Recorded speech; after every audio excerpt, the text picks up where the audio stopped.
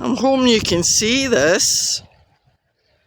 I'm just outside Corrie. Oh, I keep missing them. And there are cetaceans in the water, but they look awfully big to be dolphins or porpoises.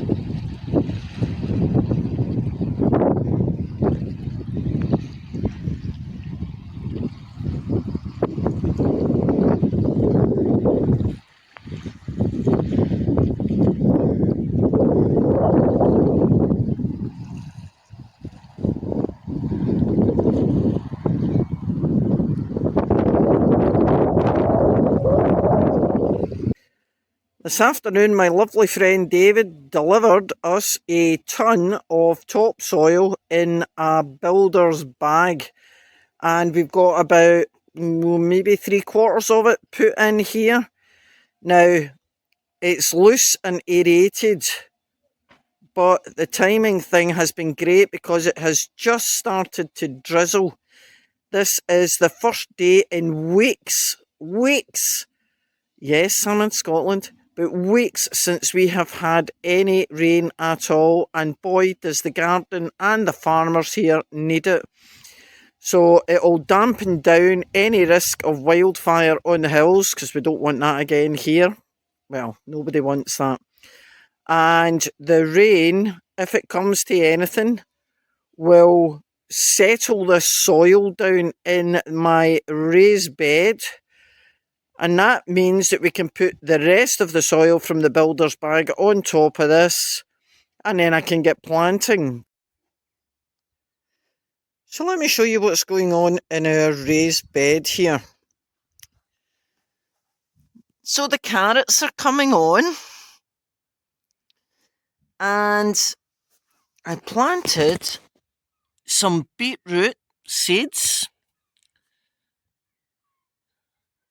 They're coming on as well. And the peas that I planted, they're coming up too. So is that all I have in here? No, indeed. So I have taken cuttings of roses. Now these are really easy to do, and I will put a link at the end of this video to show you how you can do your own, but you can do these at any time of the year.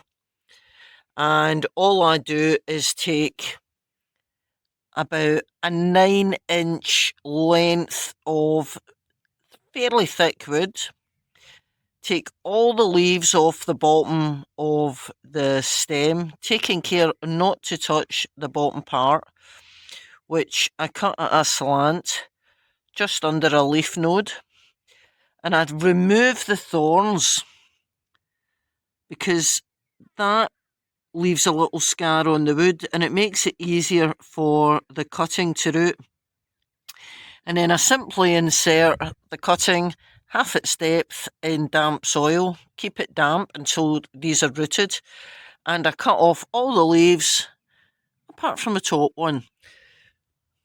And in about 2 months I should have these rooted. So I've taken a number, mainly ramblers, I have to say, because I like ramblers. So what else can I show you in here? Strawberry, not doing too well, that one. This one's doing okay, but no flowers. And this little trough, which I had my apple rootstocks in, it's doing really well. It's got a wee bit more shade here and it's happier. And I will be using these because I've had a request from my friend George. He would like a specially created apple tree with his chosen varieties. So I'll be looking at that in the next month or so. So here I am in the garden next to the shed, and you can see how tight my space is at this end of the garden. I mean, the shed is right against the fence there and right against the fence at the back, but I still have a little path at the moment to be able to walk to my compost bin. So, composting, we're back to this again. So John's cut the grass and put some grass cuttings in, but he left the lid on and it's very, very dry. So that is not going to break down. So I'm going to soak that with a couple of watering cans full of water. And I've also been this morning, no, I haven't bought hot ovoids. This is me recycling the bag. And this is my seaweed foraging bag. So, anytime there's rough weather, I go to the beach and I collect the seaweed that's washed up. So no live seaweed was harmed in this process. And this is quite good to put in your compost heap. It breaks down and adds a lot of nutrients into your compost. Really, really handy if you live near the coast. So I'm going to soak this now, and then I'm back out here later on. But the trick with composting is layering. So and keeping it not wet, but it's got to have enough moisture for the little bugs and beasties and fungi and bacteria to work on. So off to get some water.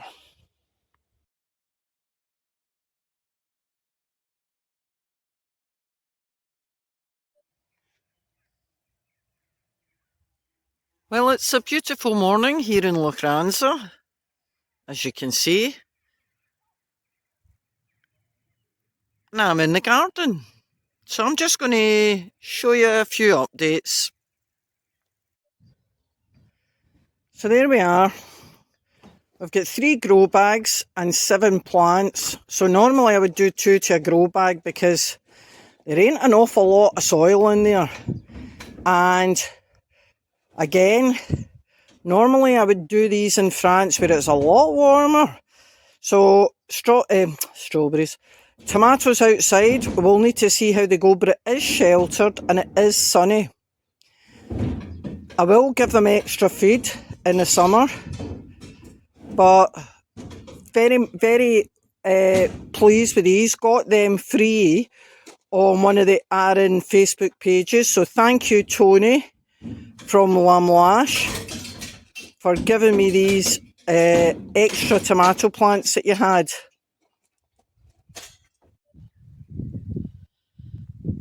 So the tomatoes that I planted, we've put up some strings and a bar to train them, but they seem to be quite happy in here. As you can see, they're getting full sun, but they've got a little bit of shelter as well. So, starting to get flowers now. So we shall see if growing tomatoes outside in Arran will work. Because although we're quite far north, we do have the benefit of the Gulf Stream, and it is a nice little microclimate here. So we'll see how they go. And if we don't get much success, then we've got the bar here and we can drape a sheet of plastic in a tent over that bar, right down to tuck in under the grow bags, and that will create even more of a warm climate for them. But we'll see. Nothing ventured, nothing gained. Now you might recognise where I am. I'm in the back garden, and you know from previous videos that this is pretty steep. It's also where John keeps his dinghy now for the boat. And I did mention a while ago about how I wanted to possibly grow some raspberries, because we like raspberries. Well, nature has done that for us, because right in front of the bird feeders we have feral raspberry plants. Now, I might take some cuttings because there's lots of lovely lush young growth, and I might dig them out and move them, but the proof in the pudding, as they say, it's in the eating. So, oh. Now this is surviving, this plant is surviving on really poor soil, but I'm just going to try that. Oh, that is lovely. Lovely, lovely. And we found, believe it or not, that the birds and the squirrels don't like them. So that's a plus. So, watch out for a future video on how to propagate and grow your own raspberries, because I'm going to be doing that in my raised bed at the front. There we go, guys. Things you find in the bin. Someone has chucked this out. It's a perfectly good umbrella, nice big size, and all what's wrong with it is the cord's broke. The cord, it goes up through there, goes onto the winding mechanism, so I'm sure I can find another bit of wire to fit that without too much trouble. So I'll have a perfect umbrella. We'll have an umbrella. There's less crap going to landfill. We don't have one. And it looks actually as if it's been well made. It's a nice top quality. Actually, I'm looking at the material. I think that's been hardly used. Look, there's the label. 100% polyester. This is new. It's hardly been up. So someone's put this in the bin. Because this bit here. John has rescued it, and this will be a nice little addition for our garden if we continue to have some lovely weather. So we did go. I'm trying to undo this cap to see if we can get a new cord put into it. If we can get into the other one and get the bits off. So it'll just be a matter of undoing this if we can. Well, that's just a screw, and that's pretty simple. It's just a clamp and a nut. Okay. So we'll undo that. We've got a new wire there, and we'll get a new wire put on it. And the reason we're doing that is because today it is absolutely pouring down outside, and I can't have John sitting doing nothing. And when the good weather comes back in, bearing in mind that this is Scotland, and just watch, we don't know when that'll be, but this will be quite nice for us to sit outside with. Yes, it will. So excuse my drying rack. But I'll update you as to the progress of this. Hi guys, welcome back. Lorraine was just telling us we're putting a new wire in this now. The old one was just frayed and broken. So we've reinstalled another brand new wire cable, 3mm cable. It goes up in here, goes into the handle, goes in through a hole and gets wound up, and you tie a knot in it so it can't come off. Okay, so how much did the wire cost? The wire's about £3.50. Right, and this is now a fully operational Parasol. Parasol now, no, nothing the matter with it. It's only because it was dumped because the wire was broke. I mean, £3.50 compared to £100 for a new Parasol. That's probably going to would be more than that. And it stops it going into landfill. And it just, it saved a Parasol, and we need a Parasol for the front garden. So I've now got a Parasol. Great. All we need now is some sunny weather. So everyone who's been praying to the rain gods, please pray to the sun god, and let's have some summer.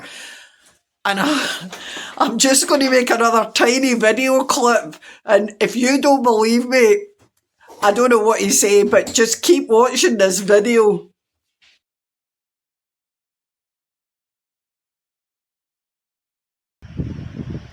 Ooh, interesting cave. So we've walked along the shore a bit. We've just seen a guillemot flying out from somewhere up here, so it must have an nest somewhere.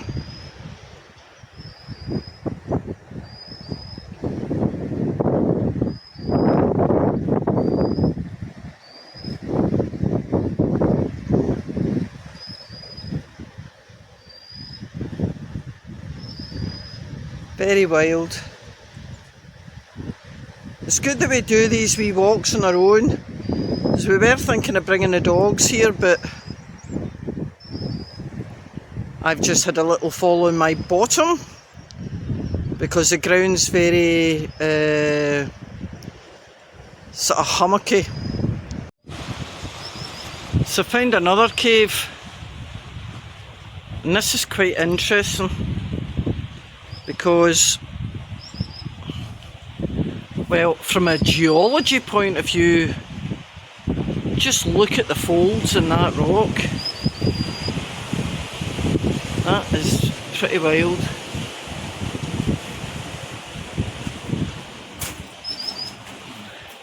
Oh my god. That is the remains of a tree which must have got washed up in here and trapped.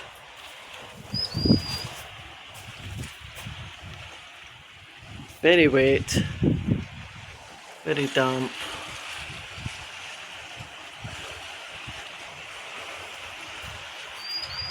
I'm going in. Wow.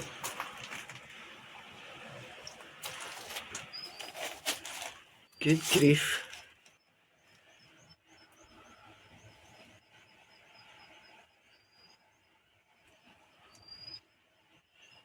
Interesting. So I don't know if you can see right in the centre of this video, there is a huge nest on that ledge. Now, it could be a heron, could be something else, but that's deliberately made by a bird, and there's no sign of any birds around at the moment, although John did see a heron flying off. Didn't he fly off from there? It flew along the coast here. Flew along the coast. Just over there. So maybe it's going so who knows? But pretty inaccessible.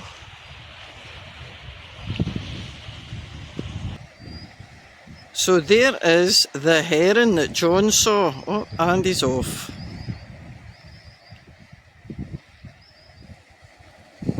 But not too far away. Oh, we've just seen some orchids. There's one there. One there. One there. Oh.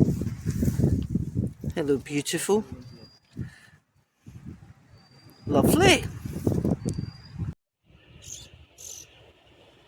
Well, someone's built this wee tower of rocks on top of this enormous rock.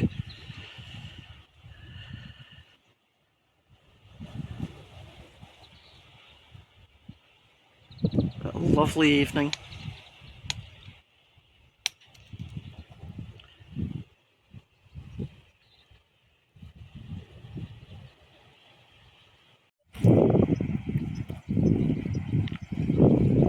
So we're going to head back to the car.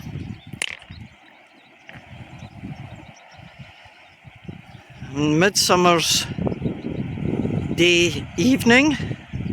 I'll leave you with that.